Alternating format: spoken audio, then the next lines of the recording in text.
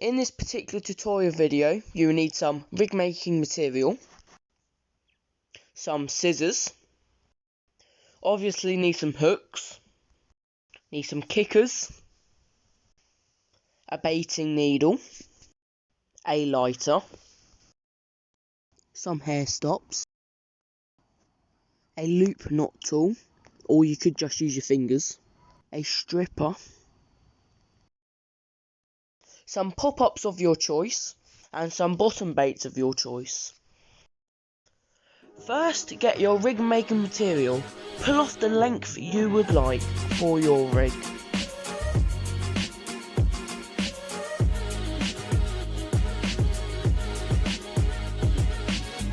You will then want to cut your material off. Here we will use a stripper, but you could even use your nails with your fingers, but this stripper will save your fingers from ripping.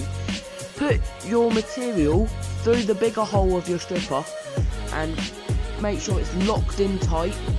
Pull it and it will pull your coating off, and this will save your fingers. This will then be ready to tie your hair. Next, get your loop knot tool and get your coated material. This would have been the one you would have stripped in the last clip. Feed your material through one of the ends, or you can just use your hands for this. Twist it 3, 4 or 5 times, no more or no less, if not this will go wrong. You then want to make a loop. Then once you made this loop, you want to feed it onto your loop knot tool. Feed this down until it gets to the other end. You will then want to feed this down, but keep it tight. Once it gets to the other end of your tool, you want to pull it tight to make your knot, and this will create a loop. Next, get your scissors. We are going to cut the shorter tag end, and I have decided to blob it so it's less likely to come apart, and we'll have more security.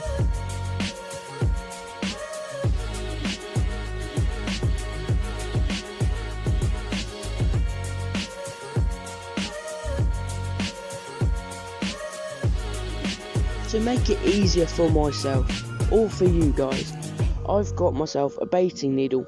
You could use a boilie for this, or a wafter. This will make it easier to check the size between your bait and your hook when you go put your hook on your material.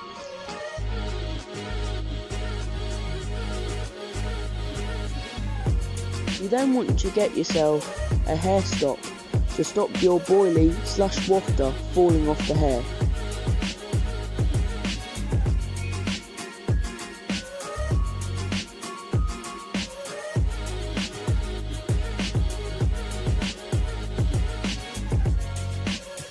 Next, get the hook you have decided. It could be barbed, barbless, it could be any size, but I'm going to pick myself an ESP size 5 barbed hook to tie my rig. I use these hooks because they are sharp as a needle. You will then want to thread your hair material through the back of the hook towards the point of the hook. This would be your uncoated section. You then want to feed your hook down your material. You will want to keep a 3mm to 5mm gap between your boilie and the hook. You then want to wrap your hook link 7 times, down and then 2 up. Then you want to feed it back through the eye, from the back to the front.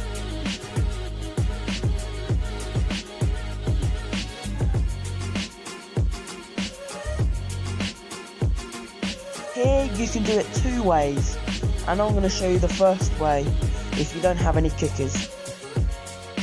For this first bit, you will need some shrink tubing. Cut yourself a small piece of shrink tubing. This will go on the bend of your hook. You will also want to cut yourself a bigger piece. This will go on the eye. This smaller piece of shrink tubing will stop the hook bait tangling around your hook. You then want to get your longer piece of shrink tubing. If it's too long, snip a little bit off. You then want to get your baiting needle and pierce a hole side has to be 2/3, the other side has to be 1/3. This is so it can go on the eye. We then use this longer piece of shrink tubing that acts as a kicker. This will help your hook turn better in a fish's mouth.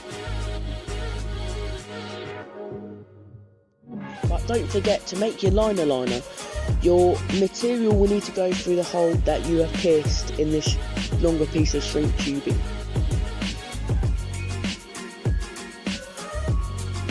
This is how it should look like before you steam it in a kettle.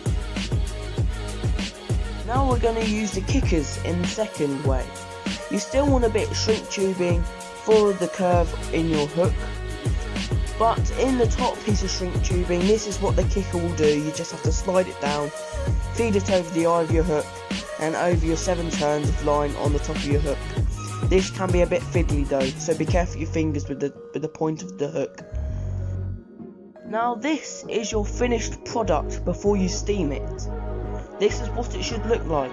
Now go to your kettle and turn it on. But if you have the problem of your line curling, this will also need to be sorted as well. Turn your kettle on and wait till it boils and steam comes out the spout. If the rig becomes curly, you will need to straighten it out. You will also need some sinkers, preferably the size of the line you're using. Here I'm putting on a sinker onto the line so I can sink my bait and hook. While the kettle is boiling, I am straightening out my rig with the sinker on it. You then want to tie a figure of 8 loop knot. You then want to keep your rig tight and move it from side to side slowly in the steam. This will then straighten out the rig. Then you want to use the steam to shrink your shrink tubing and hold the line on your hook. Then you want to turn your tap and let the water run into a bowl so you can check your rig. You can now have this rig 2 ways. This is a prop on bottom bait. You can then have a half and half pop up, half boilie, so it just sits above the bottom of the lake. This is better in silty lakes rather than gravelly lakes. The gravelly lakes are better for prop on bottom baits. This is how it turns. It will work a whole lot better with a boilie on the hair. And this is the finished product.